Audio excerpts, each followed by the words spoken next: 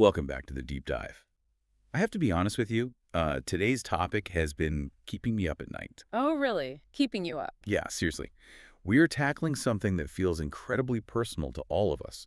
Our money, our careers, our literal value in the marketplace. Right, the stuff that stresses everyone out. Exactly. But we are finding out from the research that it is actually governed by these cold, invisible structural laws. We are talking about the architecture of financial independence today. It is a massive topic. It is. But before we get into the nuts and bolts of it, I want to throw a premise at you that, frankly, when I first read it in the source stack, I thought it was complete nonsense. Nonsense. That is a strong start. What was the premise? Well, the premise is that how much you earn is an almost irrelevant metric compared to how you earn it. Yeah. And I looked at that and thought, come on. I mean, if I am making 50 grand a year and my neighbor is making 500 grand a year, you cannot tell me the how matters more than that extra zero. That extra zero changes your entire life. Well, it changes your lifestyle, certainly. I mean, you buy a better car, go on nicer vacations, but it doesn't necessarily change your structural reality. And that is the uncomfortable truth we need to sit with today. Okay, so let's stress test that right out of the gate. Let's take a surgeon, top of the food chain, Oh, right? here, high status. Making, say, $600,000 a year, drives the Porsche, has the huge house. Then you have, say, a factory worker or a barista making $40,000. On the surface, these two people are living on completely different planets. Economically speaking, in terms of daily consumption, yes, they are. But structurally, let's look at what happens if they both stop showing up to work tomorrow. Okay. Maybe the surgeon breaks a hand skiing. Maybe the factory closes down. What happens to their income? Well, for both of them, it goes to zero. Instantly. Instantly, yeah. Exactly. And that is why, in the eyes of the economic framework we're looking at today, they are in the exact same boat. They are both trading their time for money. But at completely different rates. Yeah. Right. The surgeon is just selling their time at a much higher wholesale rate. But the underlying mechanism is identical. They are both what economists call labor dependent. That is kind of depressing, actually. It can be. You spend 12 years in medical school and take on all that debt just to be a high-end hourly worker. If you don't own the clinic or the hospital, yes. And that is the core distinction we are going to unpack today. It is the difference between the quantity of income, which is what we are all socialized to chase, and the quality or the source of that income. So to really get to the bottom of this, we aren't just reading one self-help book and calling it a day. We have built a really weird, eclectic source stack for this deep dive. It is a bit of a collision, isn't it? It really is. We are smashing together some things that usually don't sit on the same bookshelf. We are starting with a popular classic, Robert Kiyosaki's Cashflow Quadrant. Right, which is a massive bestseller. Massive. Now, I know Kiyosaki is a controversial figure, and we will absolutely get to that later. But his diagnostic tool is genuinely useful. It provides a great visual vocabulary. Exactly. But we aren't stopping there. We are stress testing his pop psychology against some serious academic heavyweights. We have Thomas Piketty's economic data on capital. Basically the unified theory of why rich people get richer. Yes, exactly. And we have Gary Becker's human capital theory from the University of Chicago. A Nobel laureate, no less. Right. And then, to make sure we don't just get bogged down by the macroeconomic theory, we are layering in a modern counter-strategy from M.J. DeMarco's book, The Millionaire's Fast Lane. Which effectively challenges the traditional save 10% and pray advice we all grew up with. The mission today is to move beyond the motivational bumper stickers. You know, passive income is such a buzzword on social media right now. But I want to know, is it mathematically real? Or is it just a scam to sell online courses? Right. We want to build a scientifically grounded architecture for financial independence for you, the listener. And my role here is basically to be the wet blanket. The structural engineer. Sure, let's go with structural engineer. I want to strip away the get-rich-quick mythology and look at the actual math, because when you look at the math of labor versus capital, it explains almost everything about wealth inequality, career stress, and why you feel like you are running on a treadmill. So let's start with the map, the diagnostic tool. Kiyosaki calls it the Cashflow Quadrant. For everyone listening, I want you to grab a napkin or just visualize it in your head. Draw a cross in the middle of the page. You have 4 boxes. It is a simple 2x2 matrix. On the left side of the vertical line, in the top box, you have the E. That stands for employee. Okay. And below that, in the bottom left, you have the S. That stands for self-employed. Okay, E and S are on the left. Now across the line. On the right side, Top box, you have the B, business owner, and bottom right, the holy grail for a lot of people, the I, investor. 4 letters. ESBI. This seems simple enough, almost too simple. But the magic isn't in the letters themselves. It is in that line down the middle. What is actually dividing the left side from the right side? The dividing line is the mechanism of income generation. It is about the relationship between your effort and your reward. On the left side, the employee and the self-employed, the income is linear. Meaning a direct exchange. Yes, you put an hour in, you get a unit of currency out. It is a 1-to-1 ratio. So if I work 0 hours, I get $0. Correct. The income is fundamentally tied to your physical presence. On the right side, business owner and investor, the income is nonlinear. It is generated by a system, in the case of the business owner, or by capital, in the case of the investor. So the money works for you. Right. You might work 0 hours this week, but the checks still come in. The income has been disconnected from your time. And the source material makes a really big point that this isn't a moral judgment. It is not saying employees are sheep and investors are wolves. No, not at all. It is strictly a diagnostic tool. It is asking you to audit the plumbing of your financial life. If you walk out the door and turn off your phone for 6 months, does the money keep flowing? But if the answer is no, you are on the left side. Exactly. It does not matter if you are the CEO of a company or the janitor cleaning the floors. If you have to be there to get paid, you are on the left side. You know, this gets me thinking about why we were all seemingly defaulted to that left side. I mean, growing up, nobody told me about the B or I quadrants. It was always go to school, get good grades, get a good job. That was the entire script. Why is the E quadrant so dominant in our culture? This is where we need to zoom out and look at history. Because the employee concept is actually a surprisingly modern invention. If you go back 200 years, the E quadrant barely existed. Wait, really? Who did all the work then? Well, prior to the Industrial Revolution, most people were effectively in the S or B quadrants.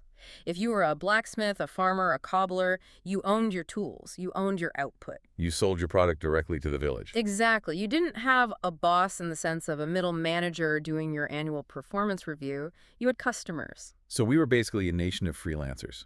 Essentially, yes, we were autonomous. But then comes the Industrial Revolution. Suddenly, you have these massive factories being built, and they need consistency. They can't have 1,000 freelancers showing up whenever they feel like it. Right. They need standardized labor. They need reliability. So the concept of the job was engineered, and it was a very specific social contract. What was the deal? The deal was you give up your autonomy.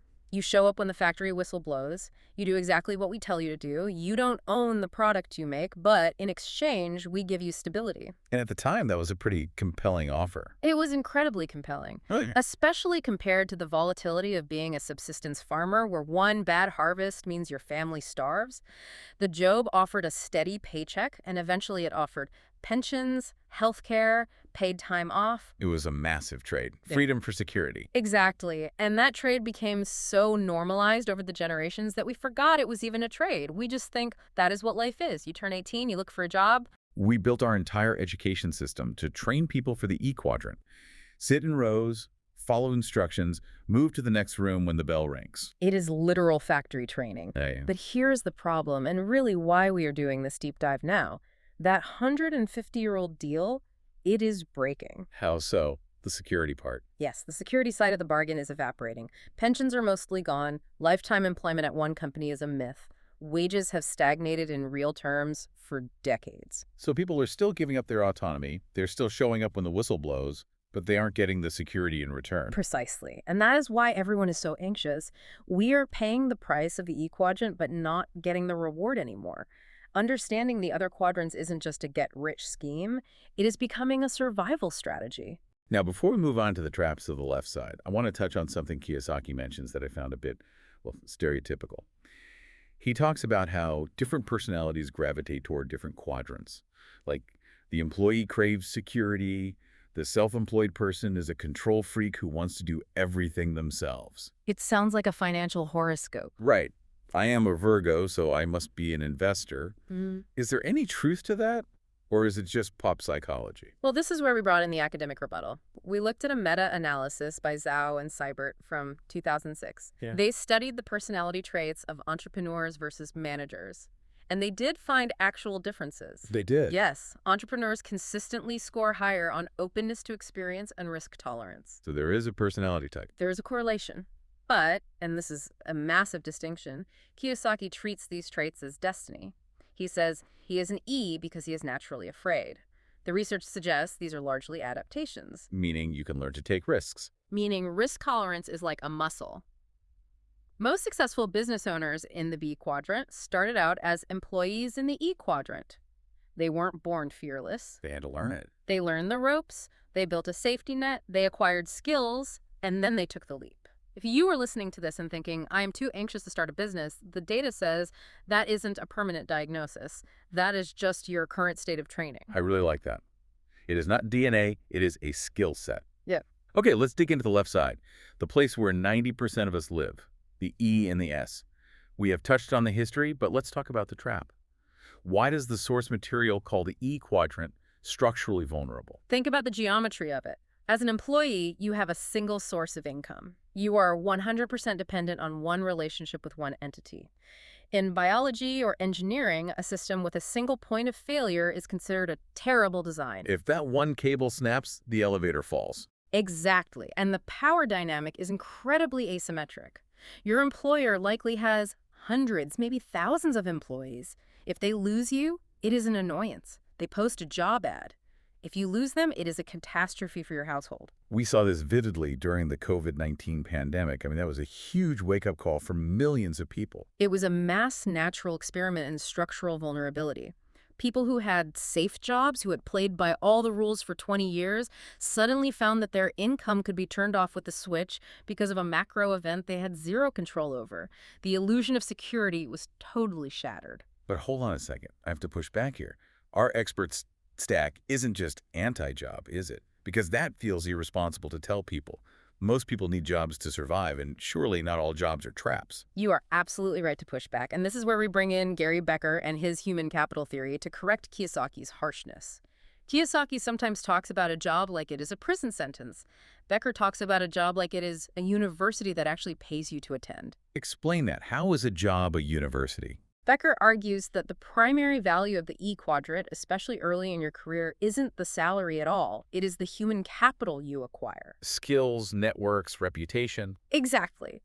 Let's say you get a job at a top-tier tech company or a major consulting firm. You are essentially being paid to learn how to run a business. You are being paid to meet influential people. You are using their expensive software, their resources, their marketing budget to build your own toolkit. So the trap isn't having a job. The trap is, what, staying too long? The trap is staying in the job after the learning curve has flattened out.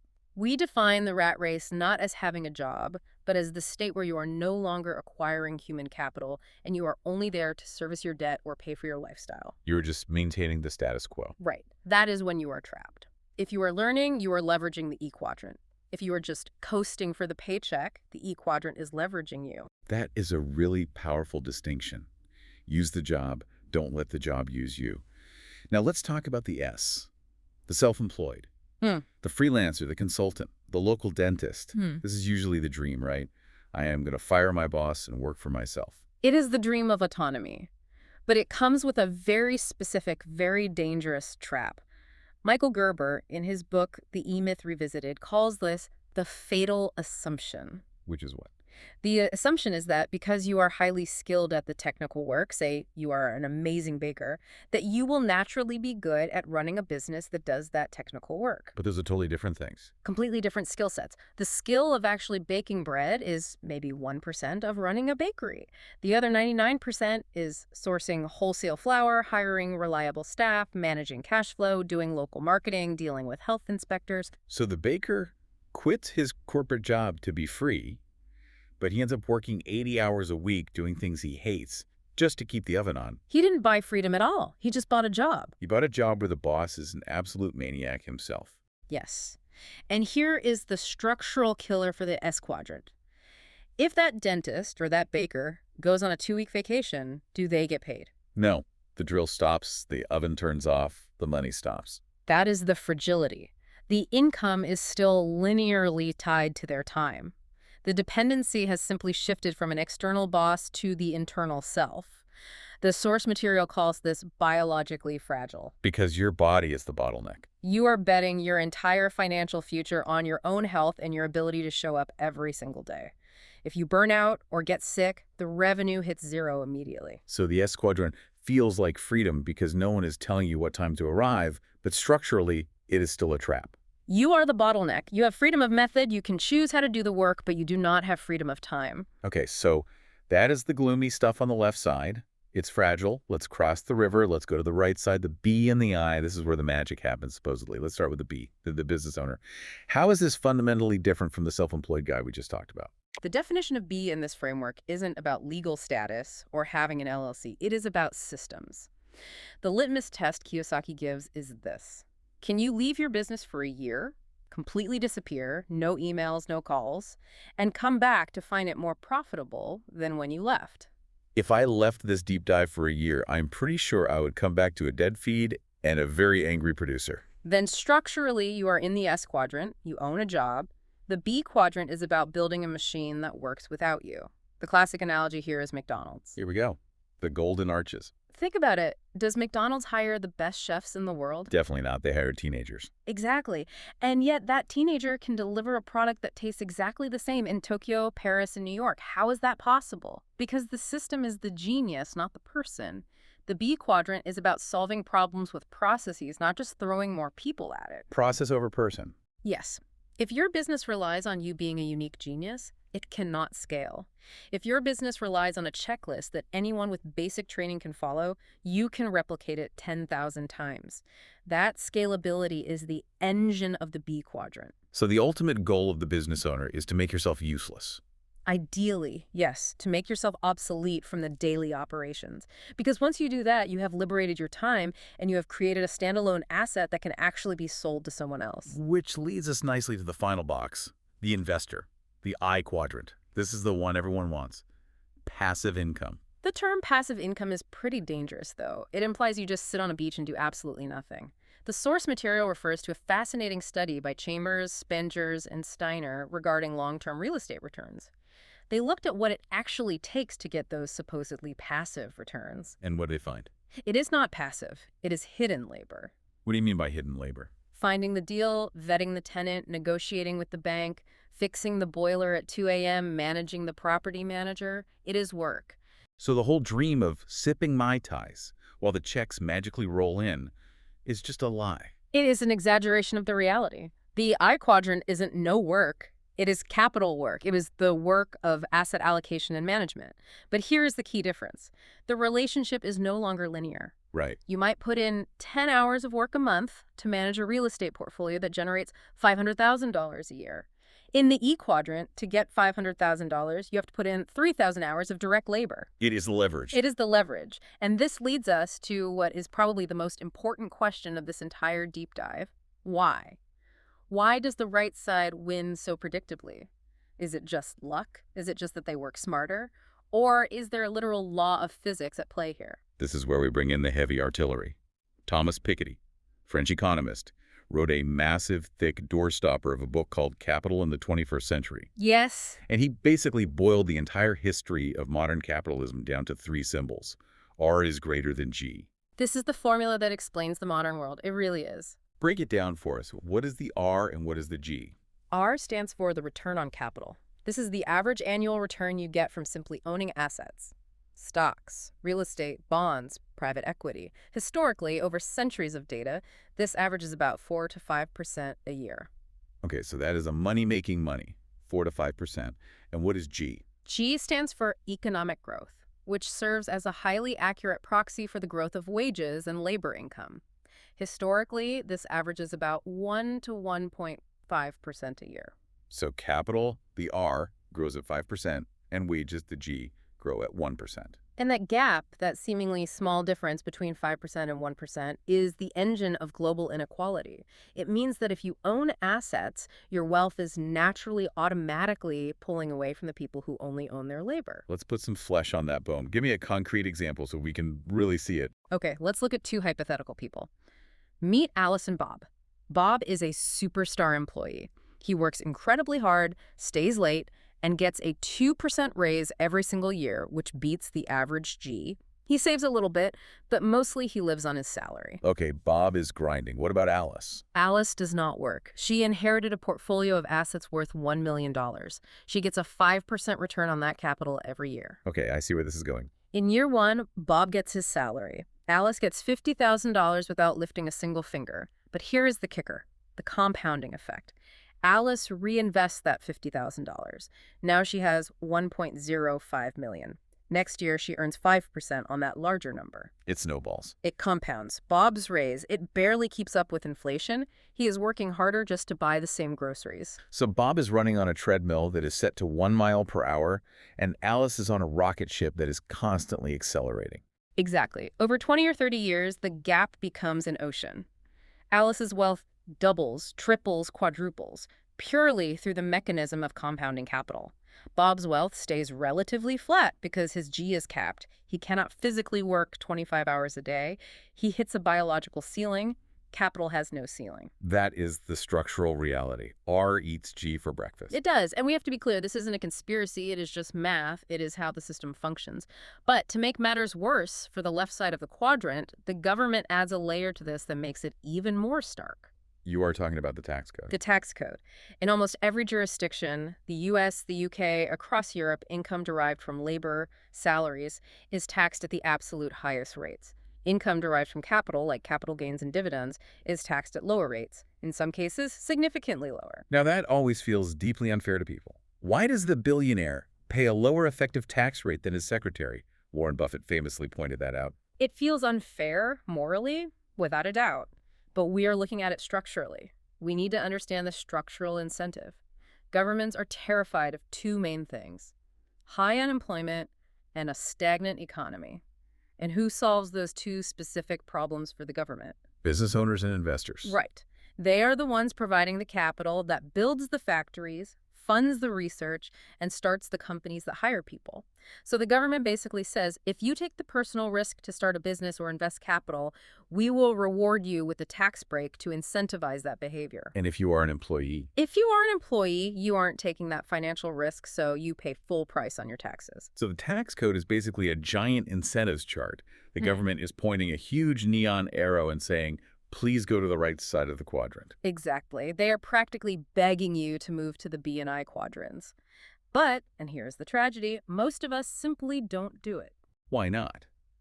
If the math is so overwhelmingly clear, R is greater than G, and the rules are completely rigged in favor of the B and I, why are we all still clinging to the E quadrant? This brings us to the psychology section of our research, the brain bugs. This is where the math meets the monkey brain. We like to think we are rational calculators, but we aren't. We are emotional survival machines. And the biggest psychological hurdle keeping us on the left side is loss aversion. From Kahneman and Tversky. Prospect theory. Yes, the Nobel Prize-winning research. The finding is that human beings feel the pain of a loss about twice as intensely as we feel the pleasure of an equivalent game. Give me an example of that. Losing $1,000 ruins your entire week. You can't stop thinking about it. Finding $1,000 on the street makes you incredibly happy, but only for an hour or two. How does that apply to our careers and the quadrants? Well, the E quadrant offers certainty. A steady, predictable paycheck every 2 weeks. The B quadrant offers possibility. You might make millions, but you might also lose your life savings. Because we fundamentally fear the loss twice as much as we value the potential gain, the safe salary feels incredibly heavy in our minds. We cling to the mediocre certainty rather than risking it for the spectacular possibility. We are wired by evolution to stay in the cave where it's safe, rather than go out and hunt the mammoth where we might get crushed. And that makes total sense. We are fighting our own biology. Precisely. And then, if that wasn't enough, you add in present bias, or what economists call hyperbolic discounting, which is a fancy academic way of saying we are terrible at valuing the future. The I will start my diet tomorrow problem. Exactly. We look at the cost of starting a business today, the late nights, the stress, the potential embarrassment if it fails, and that pain feels massive and immediate. But we look at the benefit, financial freedom, and that is 5 or 10 years away. It is too abstract. Right. Our brains naturally discount that future reward to almost zero. So the concrete pain of today outweighs the abstract pleasure of tomorrow, and we end up doing nothing. We literally procrastinate our own freedom. We do. And we also suffer from the planning fallacy. We consistently, systematically underestimate how hard things will be and how long they will take. We think, oh, I will just build this app in a weekend. And 6 months later, You are still debugging the login screen. And that massive gap between our initial expectation and the harsh reality causes people to quit. They hit what Seth Godin calls the dip, the hard part of any new venture, and they retreat right back to the safety of the E quadrant. but the source material does suggest a hack for this, right? Mhm. To get around these brain bugs, the goal gradient effect. Yes. This is a fascinating piece of behavioral psychology. Research shows that human motivation isn't a constant flat line. It accelerates as you perceive you are getting closer to the goal. Like a coffee loyalty card. Perfect example. When you have one stamp on a 10-stamp card, you aren't that motivated. But when you have 8 stamps and you only need 2 more for a free coffee, you suddenly buy those last 2 coffees really fast. You go out of your way to go to that specific cafe. Because you can smell the finish line. Exactly. So how do you hack this for wealth building? Don't set a massive distant goal of financial freedom in 10 years. That is too far away. You will lose motivation and quit. So what should you do instead? Set a micro goal. I want to make my first $100 outside of my job this month. Or I want to replace my monthly car payment with side hustle income by December. You move the finish line closer to trick your brain. Exactly. Create artificial finish lines that are close enough to trigger that goal gradient acceleration. Hack your own dopamine system to keep moving toward the right side of the quadrant. I love that. Use the biology against itself. Okay, so we have diagnosed the structural problem and we have analyzed the psychology holding us back. Now I want to shift gears and talk about speed. Because there is a very common piece of financial advice out there that says, stay in the E quadrant, just be disciplined, save 10% of your paycheck, put it in a low-cost index fund, and in 40 years, you will be rich. The slow lane. Right. MJ DeMarco calls this the slow lane in his book, and he absolutely hates it. He basically argues that this traditional advice is a scam. Why is he so aggressive about this? DeMarco is the aggressive, no-nonsense counterpoint to the whole skip-your-morning latte crowd. His argument is essentially philosophical. He asks, why would you trade 5 days of work for 2 days of freedom the weekend for 40 years of your prime life, just so you can be rich when you are too old to actually enjoy it? Rich in a wheelchair, as some people call it. Right. He argues that wealth needs to be disconnected from time now, while you have the energy, not in 40 years. And to do that, you need to understand the math of the liquidity event. Okay, this is probably the most technical part of our deep dive today, but I think it is the absolute most important concept to grasp. What exactly is a liquidity event, and why is it the key to what DeMarco calls the fast lane? A liquidity event is simply when you sell an asset, usually a business, to someone else. Most people in the E and S quadrants focus entirely on cash flow, their monthly profit or salary, but the genuinely wealthy focus on equity value. Let's do some math to show why. Let's do it. Walk us through it. Let's say you have a good corporate job paying $100,000 a year. To double your money to get to $200,000, you have to work twice as hard, or wait 10 years for compounding raises, or get promoted twice. It is a massive grind. Right. Very linear. Now, let's say you build a business instead. Say a software as a service company or a niche e-commerce brand. And let's say that business, after all expenses, makes $100,000 in net profit, the exact same as your salary. Okay, so I am taking home the same amount of money to pay my mortgage. What is the actual difference? The difference is that the business is an independent asset. And businesses are valued by buyers based on a multiple of their annual profit.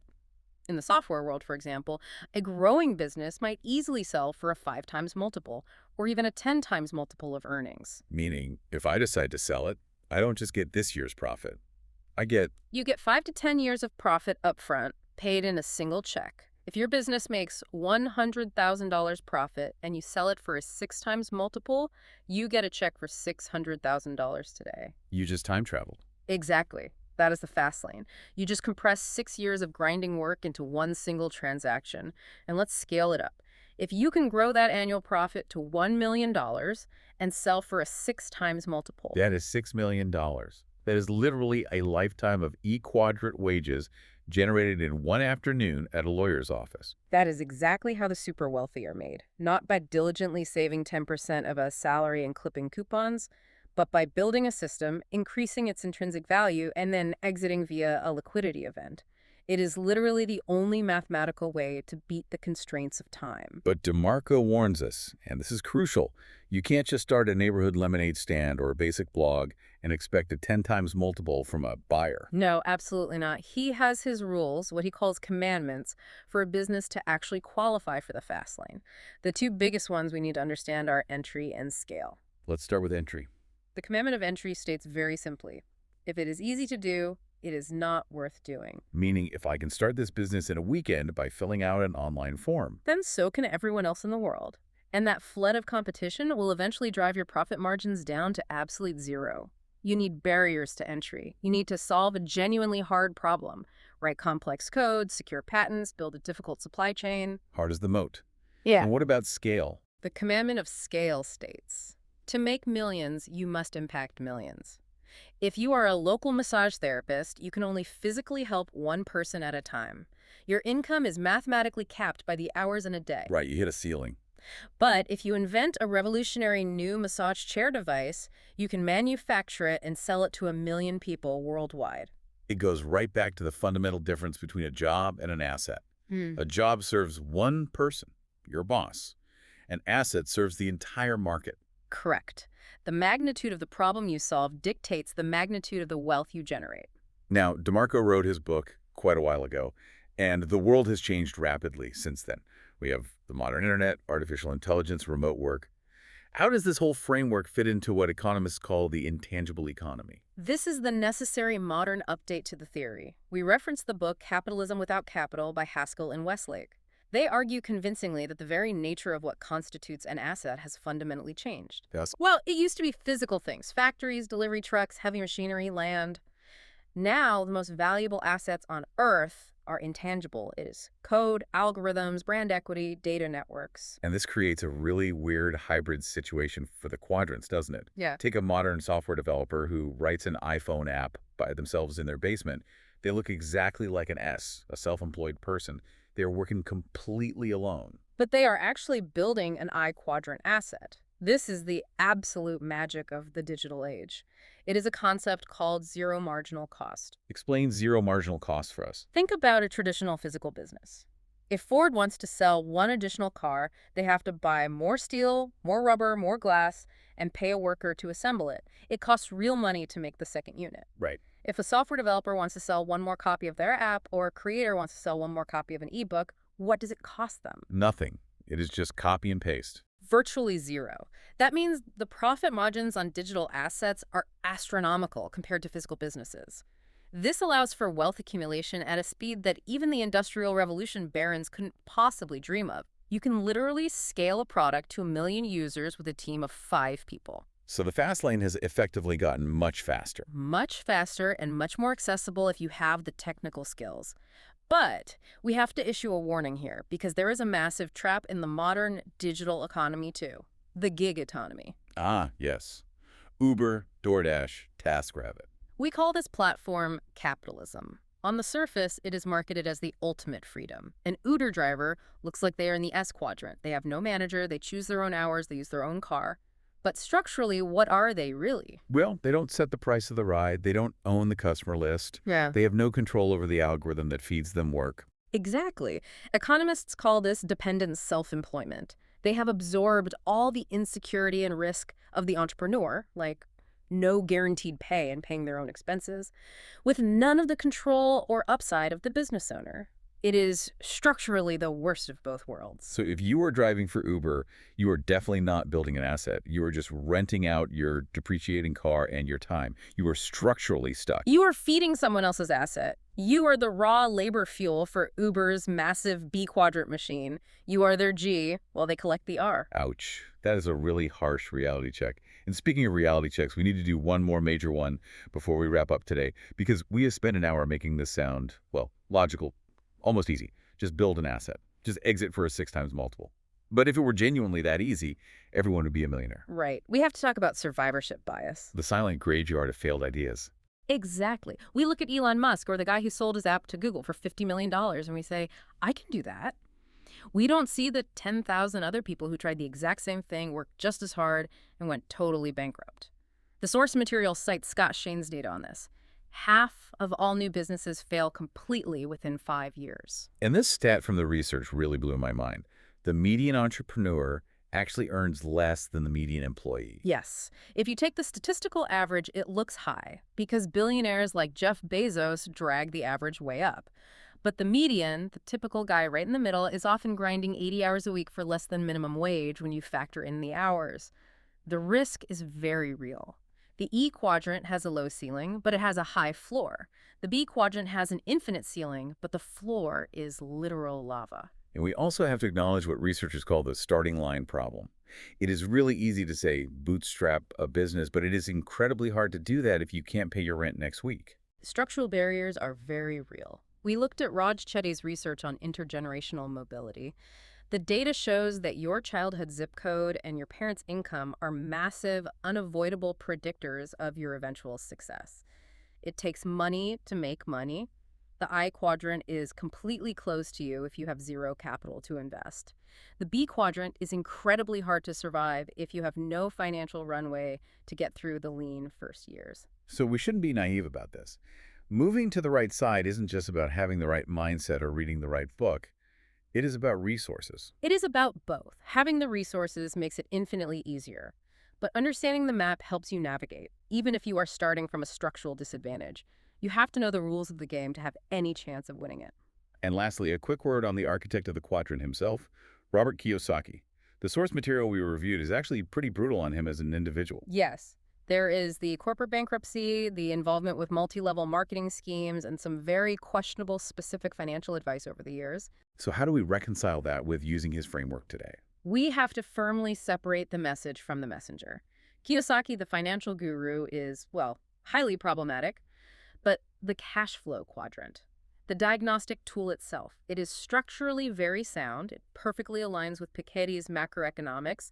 It aligns with how the global tax code is written, and it aligns with the mathematical reality of compounding capital. So the takeaway is, use the map he drew, but maybe don't join his cult. Exactly. Take the framework, apply it to your life, but leave the hype and the seminars behind. All right, we have covered a massive amount of ground today. We have gone from 19th century factory workers to 21st century app developers. We have done the sobering math on R is greater than G. We have psychoanalyzed our deep evolutionary fear of leaving a steady job. If we try to boil this all down for the listener, what is the ultimate synthesis of all these sources? I think the synthesis is a unified toolkit for your career. First, use Kiyosaki for the diagnosis. Look at your life and ask, where is my money actually coming from? Is it time-bound or is it asset-bound? Okay, diagnosis first. Second, use Gary Becker to validate your current job. Ask yourself, am I learning? Am I aggressively building human capital? If you are, stay. If not, you are rotting in the rat race and you need an exit plan. Great. Third, use MJ DeMarco for your exit strategy. Ask, am I building something truly scalable? Am I aiming for a liquidity event? Or am I just building myself another job? And finally, use Thomas Piketty to always remember the fundamental law of gravity in capitalism. Capital inevitably beats labor over time. It is not necessarily about choosing one single path forever. It is about deeply understanding the physics of money so you can stop fighting that gravity. Right. The overarching goal over a lifetime should be to slowly, methodically shift the heavy weight of your financial survival from your own back, your labor, to the back of your assets, your capital. So as we wrap up, I want to leave you, the listener, with a final, somewhat provocative thought. We talked a lot today about solving problems for the market. It is the core of wealth creation. But the question you really need to sit down and ask yourself is this. Are you solving problems with your time, or are you building assets that solve problems without you? That is the ultimate test. Think about the highly paid surgeon again. She solves a critical problem with her own hands every single day. But if she stops moving her hands, the problem isn't solved, and the income vanishes. But the person who builds the hospital Or patents the medical device she uses. That person solves the problem structurally. and the answer to that question, time versus structure, determines exactly which side of the macroeconomic equation you fall on. Are you the labor, the G, constantly struggling to keep up with inflation, or are you the capital, the R, continuously pulling ahead? It is definitely something to think about the next time you look at that pay stub. Don't just check the dollar amount. Check the source. Check the plumbing. Thanks for diving duck with us today. We will see you on the next one. Goodbye.